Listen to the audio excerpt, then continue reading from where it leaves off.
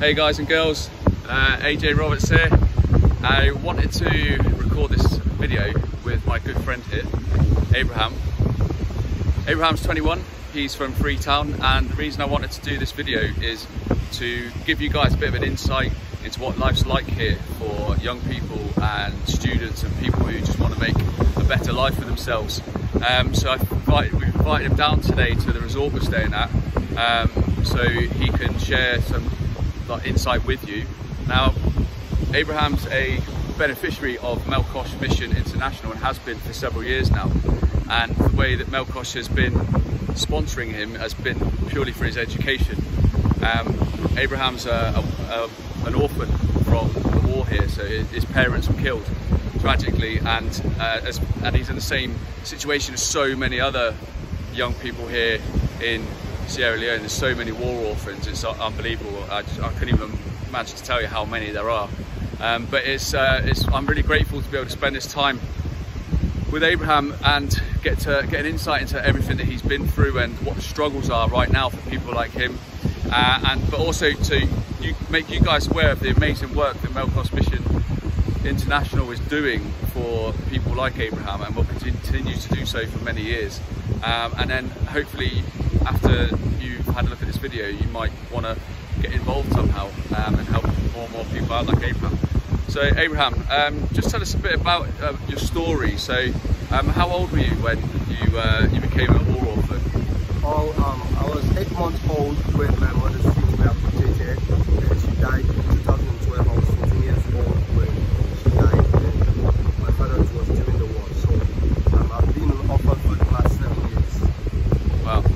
And who have you been living with? I've been living with my sisters and brothers. Okay, so it's not just you who lost their parents, it's your brothers and sisters as well? Yeah, we are 9 in number. What, 9? Yeah. Wow, that's a big family. So you've basically been fending for each other really, and just supporting each other? Yeah, yeah. And how old were you when Melkosh Mission sort of started sponsoring you, and you've been a beneficiary of them? Yeah, it's been 7 years. I was 14 years old. As soon as I lost my mom, it was 4 months after which Melkosh Mission came and it took over and started taking care of me in September. Brilliant. And Melkosh have been sponsoring your education, is that right? Yeah, yeah. Yeah, like, what sort of education are you doing? Just give the guys and girls back in the UK and the States and places like that an idea of what it is you're studying, and like how long the studies you need to do to get the qualifications that you want. Well, I have to study for 4 years because I'm doing a degree course in Bachelor of Art in Community Development Studies, which will last for 4 years, 8 semesters, and it's actually dealing with communities, how people live in communities, their different nature, how can we understand the nature of others, how can we live with others, if I'm fortunate to live in another community, how can I transition with them, how can I live in any community I find myself. That is what I'm actually studying about. I find that quite inspiring that you're doing community studies, considering like all the amazing work that Melkosh does, and the people like myself and previous people that have joined up with Melkosh Mission have done for the people here, and because it's all about the communities and the culture. So I find it quite inspiring that you chose that subject. I think that's really, really cool. So just give us an insight into the actual difficulties that come out of just wanting to be better, better yourself, your desire to get educated, because education here in Sierra Leone, ladies and gents, is power. You would not believe. I get quite frustrated when I see the struggles that people have here in Sierra Leone just to get educated, and the fact that we have free schooling in UK and people don't make the most of it. It's tragic, it really is. So it's quite heartwarming to share some time with people like Abraham and understand what their struggles are and like how we can make that better for them. So like, what would you say are the main struggles for you right now with education? Well, my main struggle is transportation fare, because I normally go for classes around 5:30 and once around 9 at night, and I have to come home by 9 to 10. Between that time, it's difficult to have transport, and it's actually difficult as well the fare, because I spend nearly 15,000 leones a day just to go for my classes at university. And and for me to raise such a fund, except I have to cry to Mama Faith. And Mama Faith is taking a lot of care for others, other orphans, other amputees and other guys. So I can't add pressure on her only. So except I have to go other ways in order to generate funds so that I can just take care of my transport fare and other things again, like pamphlet, different things, leaflet in college. We have a lot of difficulties that I'm going through, like buying pamphlet, going for extra classes, and other things that are very, very difficult. So these are some of the challenges, and food is also very difficult to have food to eat because no mother, no father, and some of our elder ones, they've made money but don't care about us. They've forgotten us. And for us to eat, it's really a miracle for us to eat. Except sometimes I play instruments like keyboard, drums, and guitar. So except to do some programs like playing for churches, playing for clubs, live musical, and generate income so that I can buy myself clothes and other things and buy food and take care of my fare. So these are need to generate income for me to be strong and attend classes in university. So these are some of my challenges. Some of my colleagues who don't have such opportunity, they waste their fees that they pay for them because why? No fear to go to college, no money to buy pamphlets or leaflets for studies, no extra classes. So they fail classes automatically because they lack all these things. And as for me, except I have to go the extra mile. It takes the grace of God because I've been knowing God since the past 11 years. I've given my life to Christ. So these teachings have been inducted in me, and I'm working with the teachings of God that I should be in fear with God. I shouldn't do things that will hurt others. So I don't go the extra mile to do hurtful things to others for me to generate income for myself. But rather I use my IQ, my potential in order to develop something new for myself so that I can be a benefit to myself. Mate, that's absolutely amazing, and I love that, the fact that Abraham and people like Abraham, you know, they just want to do good for other people, and by using their intelligence, they're using their intelligence to gain success in whatever they want to do, and it's so important. Like you were saying then, you know, you get a lot of people that will put people out of pocket or, you know, rip people off and stuff like that to gain that extra mile for themselves. Whereas Abraham's, you know, very soulful and doesn't believe in any of that, and nor should anybody. So I think it's quite refreshing that you do that. But if you just listen to the struggles that Abraham has, and it's not just the actual school fees themselves, it's you've got to then pay to get to school. You've then got to have food at school, obviously, you know, because you don't want to be like going to school starving. You won't take anything in. You need money for exercise books, you need money for stationery, and then you need money for like outside of school to get by, you know, obviously just all round living costs. So just sponsoring school fees, although it's fantastic, it's all the extra stuff that comes with it, and that's why Melko's mission has really helped you, hasn't it?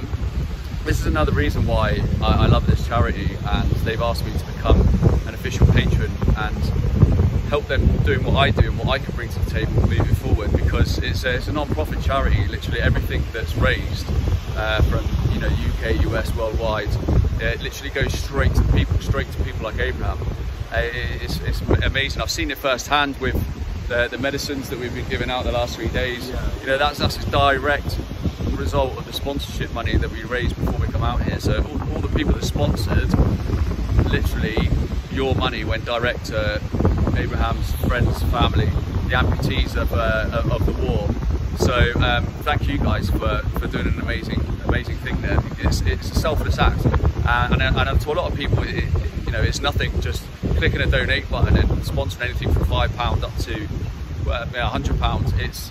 It's an amazing thing you've done, and you don't realise just how far those donations go.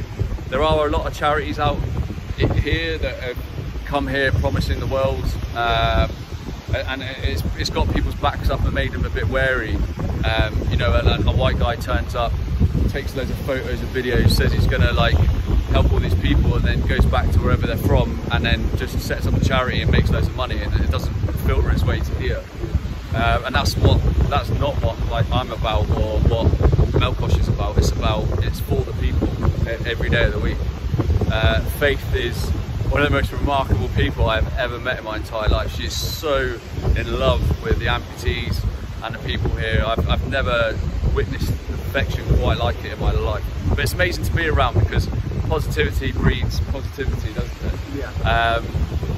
But what the hard work that, you know, for me starts now, and I want to really not just bring education to these guys, but I really want to start bringing like more sport, football, and education through sporting, because I think it really makes people attentive, and everyone loves it. Everyone's fucking crazy here, aren't they? Yeah.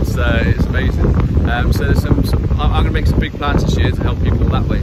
But there's loads of different ways if you want to get involved that you can help Abraham's brothers and sisters and people like Abraham, you know, just get through school. Some people have been to school every year, but then when it comes to the final year, they've got no money and they haven't been able to do their final year at school to do their exams.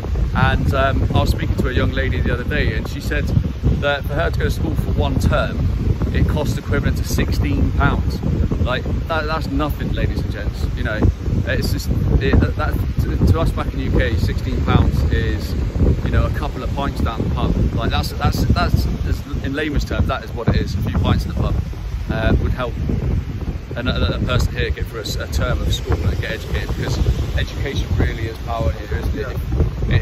It's a country full of people that just want education, you know, and just want to live and be free and be happy, and they want to be something. They've got desires to be somebody. But from your community work, then, where do you want to take your community work? Do you just want to do similar stuff to what Faith's doing, helping other people in the communities that way? Yeah. Inspire others like yourself to, you know, to rise up and be something with their life, not just settle for less, not just settle for average. Is that the kind of stuff that you want to sort of do? Exactly. Yeah. And what football team do you support? What football team do you support? Manchester United. I thought I was going to say Liverpool. I was going to have to end the video right there. No, I've met a lot of Manchester United and Liverpool fans here. It's amazing how even on this part of the world that they argue and squabble over like who's the best team and who's got the most trophies. Yeah. But the key message that I really want to share with people, and why I was keen to get Abraham to come on and do this video, is that people are very, very suppressed here, I think, by the government and the previous governments. So Abraham's just one of many people who I've spoken to who have sat their exams, but had their results have been seized because the head teacher or the people, the examining board, follow a particular government party which isn't in power, and they're against the one that is in power. So they want to make the school grades look as bad as possible, so whoever's in the seat gets overtaken by the people that they believe in. It's absolutely ridiculous. But things are getting slightly better, but there's thousands of people like Abraham who have had their results withheld and will never, you know, they've spent all that time, that money, you know, which they don't have, getting and sitting doing exams and hoping, you know, for a pass result to never find out if they've passed or failed. So at the end of the day, it's a fail because they haven't got their results. So it's important for, you know, guys like Abraham and that to be able to get that kickstart and get the education they need to move on, because all they want to do is not just better themselves, they want to use their skills and their intellect to help other people. Yeah. You know, it's a positive circle we're trying to create here, and take the people like Abraham out of the vicious circle that they find themselves in. And it's not just education, it's similar with healthcare as well, isn't it? Yeah. And explain a bit to me this morning about the hospital that you were telling me. You know, the hospital you were telling me about this morning, how they say it's free. Yeah. Yeah, just explain for the video a bit about that. Okay. We actually have been a government hospital in Newton. They actually tells people that the medical is free. They announce it with megaphones. They announce it on TV. They announce it everywhere that it's free. But when you go for treatment with cold, malaria, whatever, it tells you need to give a sum for registration. You need to give a sum for certain things. When the government are supplying these things freely, but the doctors and the nurses, they actually capitalize on that, and they use those funds to actually pay themselves privately whilst the government is paying them. They're actually assuming that the government is not giving them that much based on how they are working. So they are actually using that sense to satisfy themselves. That is why they sell the medicines, they collect extra money from people, and people that can't afford it, they actually go down, and some people die. We have recently, this week that just passed by, we had about 12 people that died within the community due to lack of good medical attention. And due to what I heard, that the people went to the hospital for treatment and they refused them because they lacked money. And even some child facilities that are given to the children freely, they have to ask the parents for registration, that is 5,000, and to buy a book that is 10,000, which of course the one book just costs 2,000, and they're asking the parents to buy a book just for 10,000. And what is that? They're actually creating an environment where people keeps dying and people don't have an opportunity to express their good health and receive what they are supposed to receive. So that is what we are encountering in different parts of Sierra Leone because of political issues. Some are actually highly pressured based on the new government, that the government is not working. So they are doing that so that the people might continue feeling mad that the government is not working. But which of course, these are things that are being done by opposite parties, opposite members that just want to make the government look bad or just want to make things look bad. But please, these are some of the things we need to correct in Sierra Leone. And corruption, thank you very much. That is what actually happening. That is happening in our hospital. Yeah, thanks Abraham. So you can see it's not just education. It happens in the healthcare environment as well. And I went across to another village yesterday and walked around the area where the hospital was, and I was told yesterday about how doctors and nurses and stuff are just pocketing money and and ripping people off. But the thing is, if I walked in there right now with Abraham and said like, do you want to tell me why you're charging people money and that, they'll all tell me that it's a load of rubbish and that I'm talking crap. So it's kept under wraps and quashed. Although if an outside agency comes in asking questions about it, they'll pay them off to keep quiet. So this is the battle that people are facing. Like, I can't change the whole political stand in Sierra Leone. It's not my job to. You know, I'm a British guy that wants to help as many people as possible. But if I can make people aware of what's going on here, then hopefully more people can stand their ground on behalf of the beautiful people of Sierra Leone. And then by doing that, more and more people get helped. People get the free healthcare that they're supposed to be getting. Yeah. Same with the education. So I want to thank you. We'll carry on walking down the beach because it's absolutely beautiful here. Whatever goes on in Freetown, all the hustling and bustling, all the markets and stuff like that, the craziness and the burning of rubbish and all that kind of stuff, you just literally forget about all when you come to some of the most amazing beaches that I've ever seen in my life. And I've lived in Australia, and like here, you just have to see it with your own eyes. I recommend to anybody watching to either get in touch with me, get in touch with Male Cross Mission International, and come on board the amazing missions that we're doing and the work and the environment we're creating for these amazing people. They really are the most welcoming people I've ever met in my entire life. I've just literally fell in love with them. I fell in love with the country. It just offers so much. It's just rich in bliss and people who just want to live a better life. What more can you ask for? You know, this country is just full of determination, and I feel so humbled about it because I see on a daily basis people in the UK and stuff like that, you know, places like that, who just throw their education away because you know, they're more interested in Xbox and girls and you know, all the rest of it. It's just it's quite sad to see, and it really puts it into perspective when you see just how hard Sierra Leoneans work just to get by and just try and get an education, because education takes them so far here. You can only get so far without an education here in Sierra Leone, ladies and gents. And it's even people who have their own shops, their own businesses, they struggle because they don't have the business intellect to be successful in their business, and a lot of businesses fail just like they do around the world. So I wanted to, you know, really thank you for spending the time with me today.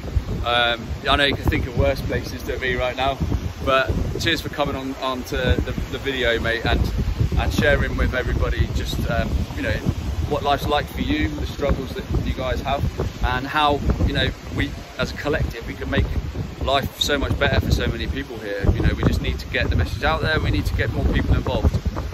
If you want to get involved, contact me direct. You know, for any of my social channels, I answer everybody, whether it's email or Facebook, Instagram, YouTube. Just get in touch, ladies and gents. You know, if you've got stuff to offer, we've all got the resources to do some kind of goodness in the world. Every single one of us. You don't have to be rich. You just have to have the creative thinking and the willingness to want to do good for others. But till next time, I'm AJ Roberts. I'm Abraham Koroma. And we'll see you guys again very soon.